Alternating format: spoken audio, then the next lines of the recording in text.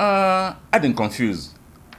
Makana imo bi na-ekwubie before. Na amokwo that na achukwodo ndị ajụ. Haga holidays. Haga holidays. Makana some of the time in politics anything can happen. O nwere ike eme special arrangement. Nwoke no ibe kan no ibem. Because o nwere ndị ọcha na-asụ n'oyibo. Ndị ọcha, ndị British say let us bury the hatchet. Hatchet bụ eji anụ ọgụ. I were mma gị n'ọgụ ije berie, m nwere nke berie. Echi niile obidokwa you go no eat your hatchet. Resume kwa mbodo ọgụ. So you can bury the hatchet ka emeru. Unless no deal because November 8th came election. The December how many days after? 2 weeks plus. In the resume kana and how to get resume lo.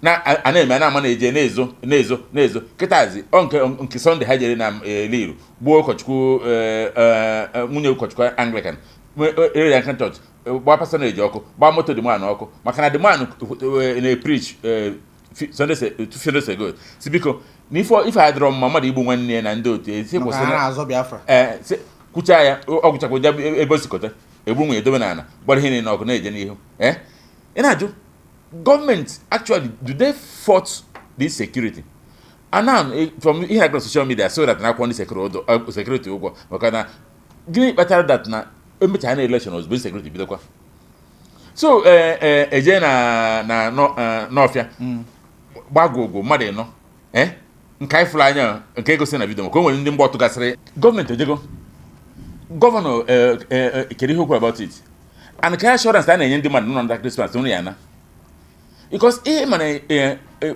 kind of insecurity a na-ekwu obodo that na ha buteghị ebute nsogbu egbo ewo nsogbu and o nwere ife pụta before now akụrụnta ife nkụta na Facebook as na ha jere Nnewi ejide akwa ndị polisi na ndị amị abịa mega arrest mega arrest akpụrụ gị onwe nke onye ọrụ kwasa akpụrụ echenọ ndị amị ọzọzọ ebu na abidogo kpọwara nsọ arụkasị na 1 billion mgbe amego na-enyere ka gọọmenti na-eme okay now ka security na-eme ihe bụ challenge computer security because na gọọmenti ekwesịghị ikuni si ọgịnị na-eme ife a okay ha na-eje na checkpoint yiri akwa ndị polisi apụta na-akwụsị moto afọ ezigbo moto akwụsị ya ị na-egosi akwụkwọ maka inyere ụja apaki gị ndị mmadụ eche na ọnụma police searching nke bukọ ha na-ji ego dị ya ọ bụ kidnapping gịnị ka polisi na-eme because police didn't ga-eji normal things a na-afụ but ihe ekwesịrị dị ka ọ dị so a na-ajụ gọvanọ o kwesịrị ya kunie kịta ya bụ chief executive ya bụ chief secretary of the state